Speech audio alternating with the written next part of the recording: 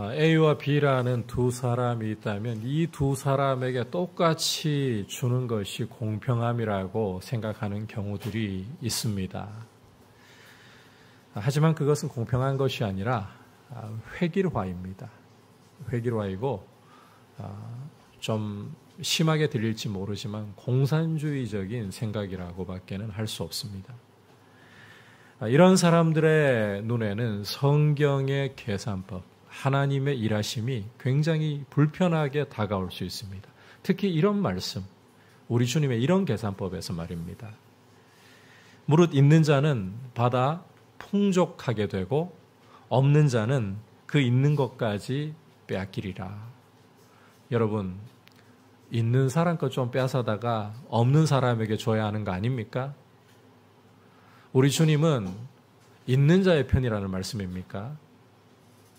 자, 이 공평함에 대해서 우리의 기준을 가지고 우리의 시각을 가지고 생각을 하고 바라보게 된다면 주님의 말씀이 굉장히 불합리하고 불편할 수밖에 없습니다. 있는 자는 받아 더 풍성하게 되고 없는 자는 있는 것까지 빼앗긴다. 불편하죠. 그런데 여러분, 오늘 우리가 살펴보려고 하는 말씀에서는 이 하나님의 나라의 계산법이 두 사람을 통해 이루어지고 있는 것을 분명히 볼 수가 있습니다. 바로 다윗과 사울의 모습을 통해 이 계산법이 이루어지고 있어요. 지난 시간 이스라엘의 차기 왕으로서 다윗이 어떻게 기름 부음을 받게 되는가를 보았습니다. 이제 하나님께서 이스라엘의 차기 왕을 세우려고 하실 때에 이새와 그 아들들을 초대해서 그 아들 중에 하나에게 기름을 부으라.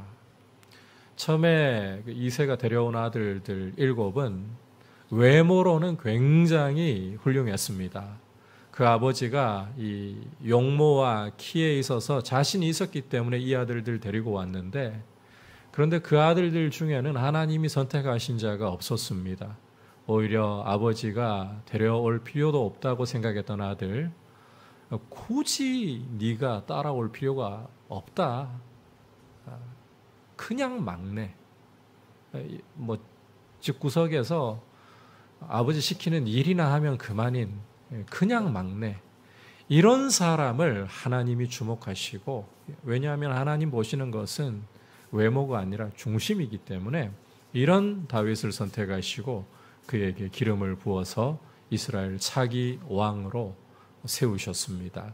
자, 이제 이렇게 차기 왕으로 세워진 다윗과 하나님께 버림을 받은 이 사울의 대조적인 모습을 여러분께서 오늘 보셔야 하는데, 이 말씀을 통해서 우리에게 주시는 메시지를 우리가 들으려고 한다는 겁니다. 자, 먼저 사울부터 좀 살펴보도록 하겠습니다. 함께 14절 한 목소리로 다시 읽도록 하겠습니다. 시작. 여호와의 영이 사울에게서 떠나고 여호와께서 부리시는 악령이 그를 번뇌하게 한지라.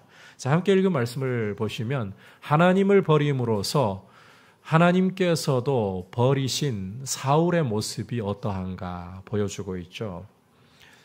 이 모습을 보시면 여호와의 영이 떠나가고 여호와께서 부리시는 악령이 그를 번뇌하겠다, 이렇게 말씀을 하고 있어요. 자, 여기에서 굉장히 좀 불편한 마음이 드시는 분들을 위해서 좀 짚고 가야 할 부분이 있을 것 같습니다. 14절을 보시면, 그리고 23절을 보시면 여호와께서 부리시는 악령, 이런 표현을 쓰고 있잖아요. 그냥 악령도 아니고 여호와께서 부리시는 악령. 이 표현 때문에 이 악령이나 마귀가 다 하나님의 수족이긴 한데 음지에서 활동하는 수족이란 말인가? 이런 의문 일어날 수도 있을 것 같습니다. 결국 죄를 짓고 불의한 일이 일어나는 게 하나님이 그 배우이신 거 아닌가? 따져보면 하나님이 악과 한 통속 아니신가? 이런 의문조차도 일어날 수 있다고 생각합니다. 자, 그런데 하나님께서는 결코 불의와 악과 한 통속일 수가 없습니다. 성경은 하나님이 결코 악과 함께 유하실 수도 없고 죄와 악을 보실 때에 그 눈이 정결하시기 때문에 이미 이 화살을 당겨서 죽이려고 하시는 분이시다. 죄를 심히 미워하시는 분이시다. 자, 그렇다면 왜 오늘 말씀에서는 이 악한 영에 대해서 하나님이 부리시는 영이라고 표현을 하고 있는 것인가? 자, 결론부터 간단히 말씀드리자면 이것은 하나님의 주권과 통치를 보여주는 표현입니다. 여러분, 하나님께서 온 우주 만물을 창조하시고 그 만물을 다스리시고 통치하시는데 그것을 벗어나는 것은 어떤 것도 없다는 거예요. 하나님이 지으신 모든 것 가운데 심지어 장래의 일도, 현재의 일도, 천사들도, 마귀까지도 하나님의 주권과 통치 속에 있다. 바로 그 사실을 여호와께서 부리시는 악령, 이 표현 속에 담아놓은 거예요.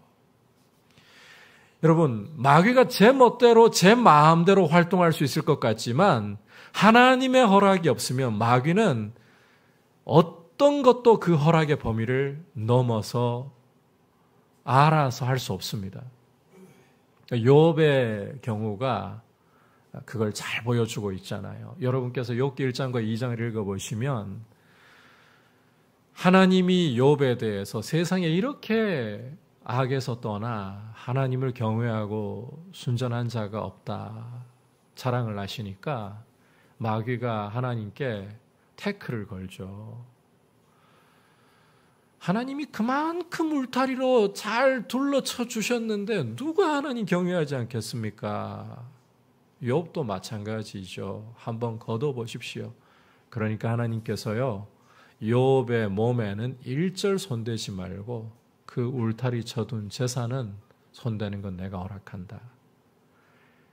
이 마귀가요, 욥의 모든 재산, 심지어 그 자녀까지 다 쳐버리죠. 그런데 욥의 몸에는 손도 못 댑니다. 하나님 정하신 범위를 못 넘어가는 거예요. 자, 그 다음에 보시면 이제 마귀가 또 하나님께 그 태클 걸잖아요. 하나님이 마귀에게 야, 내 족 욥을 봐라. 네가 나를 시험해가지고 욥을 그 울타리 다 걷어보라고 했는데 걷어보니까 어떻더냐? 내 말 맞지 않더냐? 이제 마귀가 뭐라고 태클을 거는가 하면요. 사람이 자기 생명을 얻기 위해서는 재물 왜 희생 못합니까? 그 살과 뼈를 한번 쳐보십시오. 과연 그때도 욥이 순전함을 지킬 수 있는가? 하나님이 마귀에게 허락하시죠. 살과 뼈를 치는 것 허락한다. 하지만 그의 목숨에는 손도 대지 말라. 이 마귀가 이 욥의 온몸의 종기가 이 욕창이 온몸에 나게 하잖아요. 그래서 욥이 기화를 가지고 자기 온몸을 벅벅 긁어야 할 정도. 그런데 마귀가 그 생명에는 손도 댈 수가 없었어요. 이렇게 온 우주 만물이 하나님의 통치 가운데 있고 심지어 마귀조차도 하나님의 통치를 벗어날 수 없다. 이걸 오늘 말씀에서 보여주고 있는 거예요. 다시 여러분께서 사울에게로 돌아와서 여호와의 영이 떠나가자 사울에게 악한 영이 임했다. 그를 번뇌케했다. 자, 이 말씀을 보시면서 좀 주목을 하실 점이 이 악한 영이 떠나간 자리에 성령이 떠나간 자리에 악한 영이 임했다. 여러분, 이게 참 중요한 부분입니다. 성령이 떠나가시니까요, 악한 영이 그 자리를 채워버렸어요. 이 불교라든지 이 마음 수련, 우리 동네에도 그 교회 밑에 보시면 길 가다가 파라솔 설치하고 테이블 설치해가지고 마음 수련 광고하는 거 보시죠? 불교라든지 이런 마음 수련의 경우는 이 마음에 있는 것을 비워내야 된다. 마음을 깨끗하게 비워내야 된다. 그러면서 이 명상을 굉장히 중요하게 가르칩니다. 그런데 여러분, 이 명상이라는 것은 사람의 마음을 비워낸다는 것은 굉장히 위험한 일이에요. 왜냐하면 사람은 마음을 비워둘 수 없는 존재이기 때문입니다. 우선 우리가 이 성경 속에서 사람이 마음을 그냥 비워둘 수 없는 존재라는 것을 증명하는 굉장히 적극적이고 긍정적인 증거가 무엇이냐? 묵상이에요. 여러분, 성경은 우리에게 묵상을 가르칩니다. 이 명상과 묵상이 뭐가 다르냐, 그게 그거 아니냐, 이렇게 생각하는 분 계실지 모르겠는데, 이게 완전히 결이 달라요. 여러분, 이 명상이라는 것은 사람 마음을 비워내는 데 초점을 맞추고 있어요. 반대로 이 묵상이라는 것은 마음을 채우는 것입니다. 채우는 데 초점이 있어요. 성경은 묵상하라고 우리에게 가르치고 있어요. 거듭 강조하지만 이 사람의 마음이라는 것은 비운다고 비워지지를 않아요. 여러분께서 마태복음 12장 43절부터 45절까지를 읽어보시면 우리 주님이 비유를 말씀하시면서 이 세대에 대한 비유를 말씀하시면서 사람에게서 더러운 귀신이 나갔을 때에 그 사람 속에 깨끗이 청소가 되고 집이 비어 있잖아요. 그러니까 그냥 그대로 비어 있는 채로 가느냐? 아니요. 이 귀신이 자기보다 더 흉악한 귀신 7, 성경에서 7은 완전수예요. 7을 데리고 들어와서 이 사람의 나중 형편이 전보다 더 심하게 되리라. 이렇게 말씀을 하셨습니다. 사람 마음은 그냥 비어 있을 수 없다는 겁니다. 그래서 채워야 돼요. 우리의 마음을 채우는 방법이 바로 묵상이라는 거예요. 따라서 시편 1편에서는 복 있는 사람에 대해서 말씀을 하면서 의인에 대해서 말씀을 하면서 여호와의 율법을 즐거워하여 그 율법을 주야로 묵상하는 자다. 하나님의 말씀을 계속해서 생각하고 곱씹으면서 말씀을 가득 채우는 것이 복 있는 사람, 의인의 모습이다라고 말씀을 하는 거예요. 요한복음 15장 7절에서 우리 주님께서는 주님이 우리 안에 거하시는 방법으로 또 우리 삶 가운데 열매가 풍성하게 맺히고 무엇을 구하든지 주님이 응답하시는 길로서 어떻게 말씀을 하고 있느냐. 주님의 말씀이 우리 안에 거하게 해야 된다. 그러니까 이 말씀을 묵상해서 말씀으로 우리 안에 가득 채워두어야 한다라고 강조를 하고 계십니다. 여러분, 우리 마음은 그냥 비워둘 수가 없어요. 따라서 좋은 것으로 하나님의 말씀으로 성령으로 충만해야 되는 거예요. 그럴 때에 우리 마음 속에 이 욕심이 탐욕이 고개를 들 수 없게 만드는 길입니다. 우리 마음을 비운다고요? 그 자리에는 악한 정욕이 고개를 들기 시작하고 더러운 욕심이 가득 채워지고 오늘 사울을 보시면 악한 영이 임해가지고 번뇌케 하잖아요. 우리 마음이 추잡해지고 추락하기 시작하는 거예요.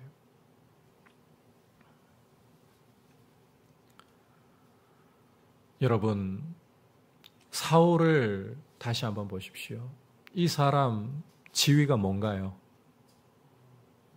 이스라엘의 왕입니다. 그런데 이 왕이라는 자리에 있지만 이 사람의 모습을 한번 보십시오. 하나님의 영이 떠나버리고 악한 영이 그에게 찾아와서 그를 번뇌케 하는 모습. 부러운 모습입니까? 왕의 자리에 있으니까 나는 곧 죽어도 번뇌할지라도 이런 왕의 자리가 도리어 더 좋다라고 생각하시겠습니까?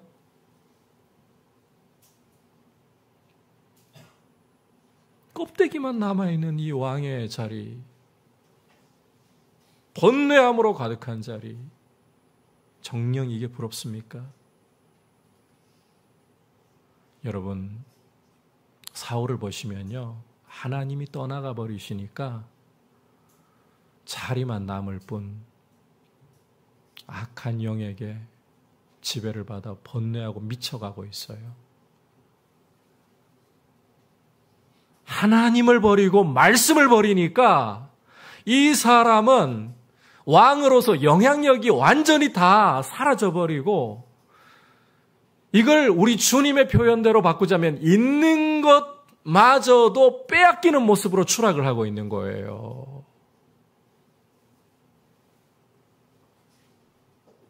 믿음이 없으니까요. 성령이 떠나가시고 미쳐가는 모습. 있는 것마저도 빼앗겨버리는 모습. 지금 사울의 모습을 보시면 차라리 이 사람이 왕이 되지 않았더라면 이런 생각이 들 정도잖아요. 기억하십시오. 믿음이 없으면 있는 것마저 빼앗겨 버립니다. 여러분께서 마태복음 21장을 읽어보시면 우리 주님이 제자들과 함께 예루살렘 성전으로 들어가시던 길에 시장하셔가지고 길가에 있는 한 무화과 나무를 보시고 열매를 얻으러 가시잖아요.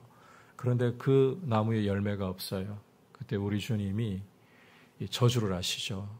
이후로 다시는 너에게 열매가 맺히지 않으리라. 나무가 말라버립니다. 이걸 보고서 제자들이 깜짝 놀라가지고 어떻게 이렇게 될 수가 있습니까?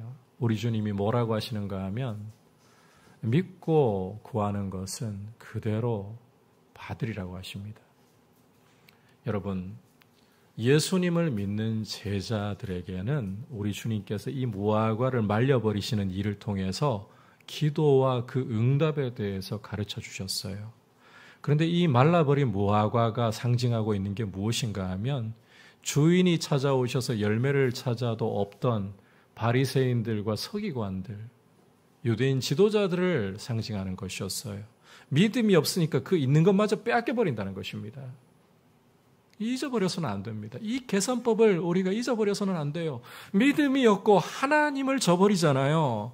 여러분, 그러면 현상 유지가 아니라 있는 것마저도 빼앗겨버리는 사울이 오늘 그 모습을 가장 분명하게 잘 보여주고 있어요. 여러분, 이 사울의 모습을 계속해서 좀 더 살펴보자면 그냥 자기가 미쳐가는 걸로 또 끝나지 않아요.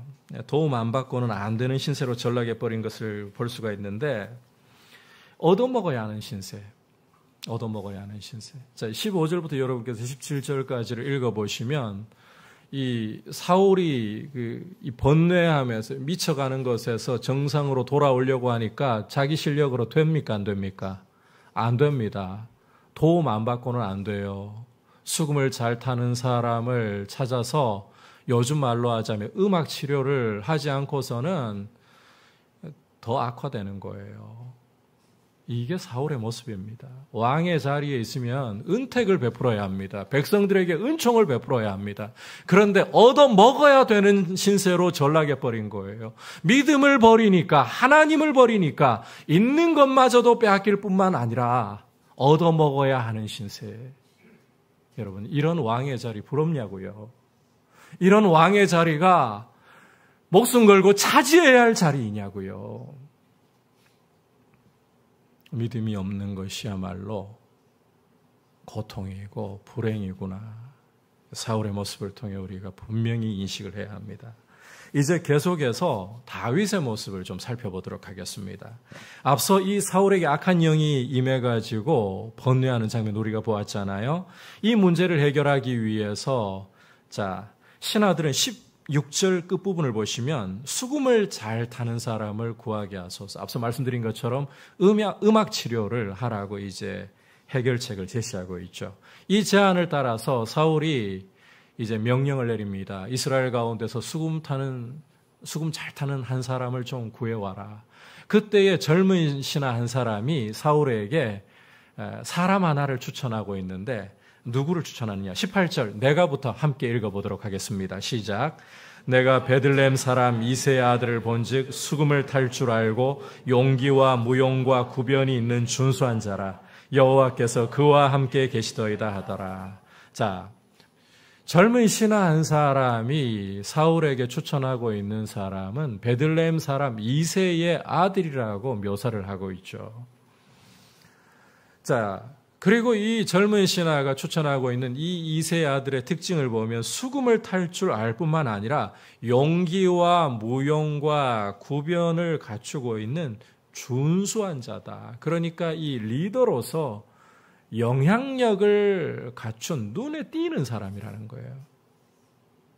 이 젊은 신하의 이야기는요, 이미 리더로서 영향력을 행사할 수 있는 그런 자질을 갖춘 눈에 띄는 사람. 게다가 이 젊은 신하가 한마디를 더 하는데 이게 굉장히 중요한 이 사람의 특징입니다. 여호와께서 그와 함께 하신다라고 이 사람을 묘사를 하고 있어요. 여호와께서 그와 함께 하신다. 이 사람 누구입니까? 바로 다윗이에요. 여러분, 이새는 사무엘이 아들들과 함께 자신을 초대할 때에 7 아들들만을 데리고 갔습니다. 이새가 딱 봐도 이 아들들 정도에서 뽑아야 제대로 사람을 뽑을 수 있지. 이 용모와 키가 아버지 보기에도 수려한 7 아들들만 데리고 가고 막내 다윗은 그냥 목장에 너 같은 경우는 낄 자리가 아니다. 너는 주목받을 만한 사람이 아니다. 그냥 목장에서 양이나 돌봐라. 이런 아들에 지나지 않았어요. 그런데 하나님께서는 이 용모와 신장 다 버리시고 사람이 보는 것 같지 않고 중심을 보셨잖아요. 그래서 선택한 사람이 바로 다윗입니다. 자, 주목할 것은 이런 다윗을 하나님이 선택하시고 사무엘에게 기름을 부으라고 하시는데 그 다음부터 다윗에게 어떤 일이 일어나느냐. 16장 13절에서 이렇게 말씀을 하고 있어요. 함께 읽어볼까요? 시작. 사무엘이 기름불병을 가져다가 그의 형제 중에서 그에게 부었더니 이날 이후로 다윗이 여호와의 영에게 크게 감동되니라. 자, 사무엘에게 기름 부음을 받은 이후로 다윗에게 어떤 일이 일어났다고요? 여호와의 영에게 크게 감동이 되었다. 여러분, 이 여호와의 영에게 크게 감동되었다는 다른 표현이 여호와께서 그와 함께 하셨다라는 것입니다. 이 다윗 찐무명의 사람이에요. 이웃은 고사하고 계속 여러분들께 강조하지 않습니까? 아버지조차도 주목하지 않고 아버지조차도 너는 그냥 목장에 집안에 허드렛 일 네가 하면 그걸로 네 인생 살아가다가 끝나면 그만인 사람이야. 형들처럼 주목받을 것도 없고 두각을 나타낼 것도 없고 그런 사람이 너 막내야. 그런데 여러분, 하나님께서 이 사람을 선택하시고 함께 하시니까요. 이 사람에게서 이게 실은 다윗에게 하나님이 주셨던 은사들입니다. 용기와 무용과 구변, 이게 하나님이 그에게 이미 주신 은사예요. 그런데 그동안은 이게 빛이 나지 않았을 뿐인 거예요. 사람 눈에 띄지 않았을 뿐인 거예요. 그런데 하나님이 함께 하시면서 이걸 드러내시니까요. 눈에 띄도록 드러나기 시작하는 거예요. 그래서 사울의 젊은 신하가 이걸 주목하게 된 거예요.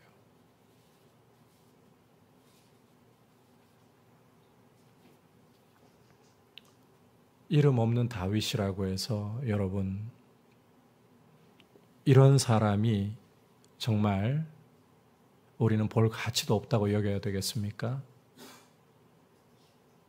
아니에요. 하나님이 함께 하시니까 이 사람 속에 이 내재되어 있던 이 구변이 올라오고요. 기본적으로 다윗은 노래를 잘 쓰고 불렀어요. 그래서 여러분께서 그 증거로 성경을 읽어보시면 시편의 절반가량이 다윗이 쓴 시입니다. 이 성경에 수록되지 않은 시들, 노래들까지 따진다면 다윗의 시는 어마어마할 거예요.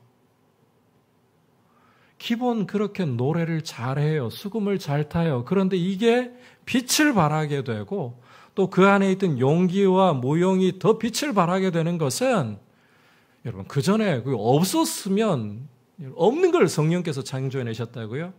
아닙니다. 기본적으로 이 사람에게 주신 재능이고 은사예요. 그런데 이게 크게 드러나지 않았을 뿐인 거예요. 근데 성령이 임하셔서 이 사람을 감동하시고 함께 하시니까 이게 빛이 나기 시작하는 거예요. 그래서 주목하기 시작하는 거예요. 그래서 여러분께서 오늘 말씀 21절과 22절을 보면 이 목장에서 가려져 있던 다윗, 아버지가 사무엘이 초대한 자리에 데려가지도 않았던 다윗, 너는 뭐 주변 사람들 시선 신경 쓸 거 없이 살아야 된다. 그 다윗이 어떻게 주목을 받게 되느냐 하는 겁니다. 왕의 신하에게 주목을 받고 왕 앞에 서서 왕의 사랑을 받게 되는 거예요. 그런데 여러분 이게 끝이 아니에요. 더 놀라운 사실이 있습니다. 23절 말씀 함께 읽어보겠습니다. 시작.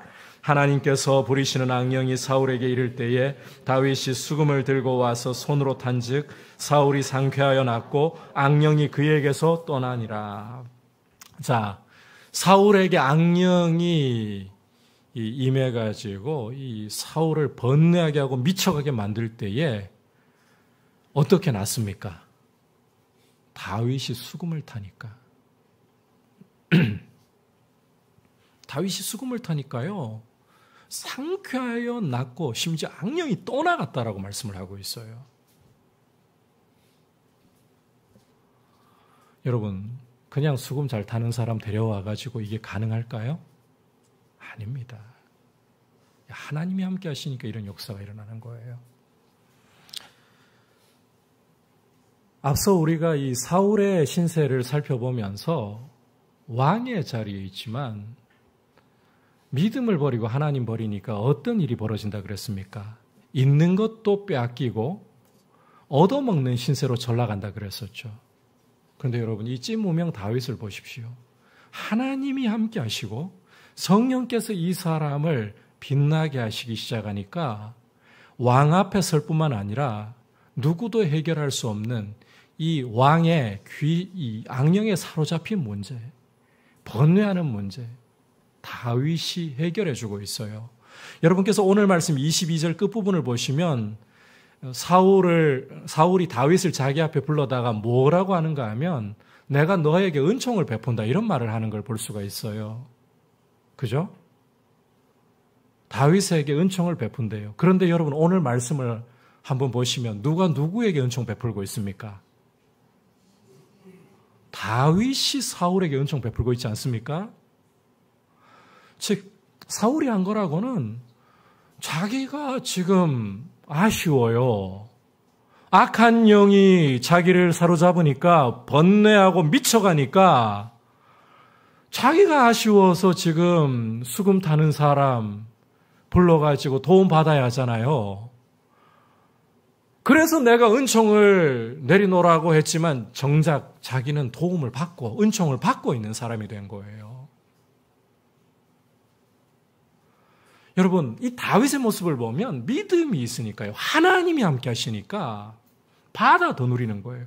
자리만 왕의 자리가 아니지 오히려 이 다윗이 왕에게 은총을 베풀고 있고 여러분 여기서 끝나는 게 아니라 이 다윗은 장차 이스라엘 전체에게 하나님의 은총을 베풀면서 사사시대의 평강을 잃어버렸던 이스라엘을 하나님의 통치가 충만한 나라로 바꾸어가는, 그래서 솔로몬 시대에는 이스라엘 역사상 최전성기를 누릴 정도로 그렇게 번영하는 모습을 보일 수가 있었던 거예요. 믿음이 있고 하나님과 함께하면 더 받아 풍족하게 된다는 것입니다. 반전이 일어난다는 거예요. 오늘 이 말씀 보시면서 여러분 자리가 과연 사람에게 좋은 것을 주느냐? 아닙니다. 믿음 버리고요. 하나님이 없으니까 왕의 자리 껍데기예요. 은총을 베푸노라. 22절 끝부분에 은총을 베푸노라. 아니요. 은총을 자기가 베푸는 게 아니라 자기가 도리어 은총을 받아야 되는 자리로 전락해 있어요. 역전이 일어나 있어요. 반전이 일어난 거예요. 그러나 이 이름도 알려지지 않은 그야말로 찐무명의 다윗, 하나님이 주목하시고 하나님이 이 사람과 함께 하시니까 여러분 그 속에 있던 은사들이 빛을 발하기 시작하고 왕마저도 돕고 살릴 수 있는 이런 사람으로, 영향력 있는 사람으로, 심지어 이스라엘을 살리는 사람으로 서가게 되잖아요. 이런 걸 보면 여러분 무엇을 정말 우리가 좋아하고 무엇을 우리 손에 잡아야 하겠습니까? 지위가 있다고 해서 다른 사람들에게 좋은 것 준다고 하겠습니까? 돈이 있다고 해서 다른 사람들에게 영향력을 끼치고 좋은 것을 줄 수 있다고 생각하십니까? 남들이 갖지 못한 명성을 가졌기 때문에 남을 도울 수 있다고 하시겠습니까? 물론 하나님이 사용하신다면 지위도 물질도 명성도 남을 돕는 통로가 될 수 있어요. 그러나 하나님이 없는 지위, 하나님이 떠나버린 명성, 재물, 껍데기입니다. 은총을 베푸노라고요? 아니요, 은총을 받아야 되는, 있는 것마저도 빼앗기고 잃어버리는 모습입니다. 그러나 하나님이 함께 하실 때에 아무것도 아니던 다윗, 왕을 살리는 자리에 가요. 이게 진짜 아닙니까? 있는 자는 받아 더하는 거예요. 이런 복을 우리가 누려야 할 거 아닙니까? 이것은 믿음으로 되는 거예요. 다윗이 이 영향력을 행사할 수 있었던 것은 하나님이 함께 하신다. 바꿔 말하면 믿음이 있기 때문이라는 겁니다. 여러분, 무엇을 정말 원하시겠습니까? 믿음을 원하시겠습니까? 아니면 자리를 원하시겠습니까? 믿음을 원하시겠습니까? 재물을 원하시겠습니까? 믿음을 원하시겠습니까? 명성을 원하시겠습니까? 제가 이런 양자택일처럼 질문을 던지는 것은 하나님이 여러분에게 주시는 자리라든지 재물이라든지 명예를 부질없다, 이거 아무것도 아니다, 그냥 버리라는 뜻은 아닙니다. 하나님 없는 그런 선택을 하지 말라는 것뿐입니다. 믿음을 선택하시라는 겁니다. 여러분, 우리 자녀들에게 오늘 다윗과 사울의 모습을 통해 본다면 무엇을 물려주고 싶으십니까? 남들이 못 갈 인류 학교에 보내는 게, 남들이 손에 쥐지 못할 많은 재산을 상속해 주는 게, 명예를 주는 게, 그게 자녀를 위한 진정한 길일까요? 아니에요. 하나님과 함께 하도록 믿음을 주는 것보다 부모에게 복된 일 없습니다. 그리고 우리가 살아가는 삶에서 믿음보다 보배로운 것은 없습니다. 여러분, 믿음을 가장 귀하게 여길 수 있기를 주님의 이름으로 축복합니다. 우리 자녀들이 믿음으로 서지 못할까 안타까워하셔야 돼요. 우리 자녀들이 우리가 바라던 길로 가지 못하는 것보다 믿음으로 서지 못할까 두려워해야 되고, 우리의 모습 가운데에 우리가 바라는 것들이 손에 안 들어올까 봐 겁내는 것보다 믿음이 없을까 봐 겁나야 되는 거예요.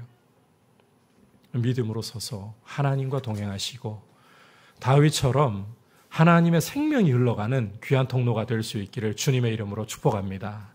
오늘 말씀을 통해서 이 사울과 다윗 두 사람의 대조를 통해서 주시는 메시지를 들었습니다. 여러분, 하나님 나라의 계산법은 있는 자는 받아 더하고 없는 자는 그 있는 것마저도 빼앗긴다는 거예요. 믿음을 버리고 하나님의 말씀을 버리는 것은 남아있는 것마저도 빼앗기는 길을 걸어가는 것입니다. 자리, 재물, 명성 다 껍데기만 있는 거예요. 그러나 믿음으로 서고 하나님의 말씀의 길로 행할 때에 하나님이 함께 하시면서 더 풍족하게 채우신다. 살리는 사람이 된다는 거예요. 영향력 있는 사람이 된다는 거예요. 이런 길을 우리가 걸어가고 주님과 동행하는 것을 진정한 복으로 여길 수 있기를 축복합니다. 이제 말씀을 생각하면서 함께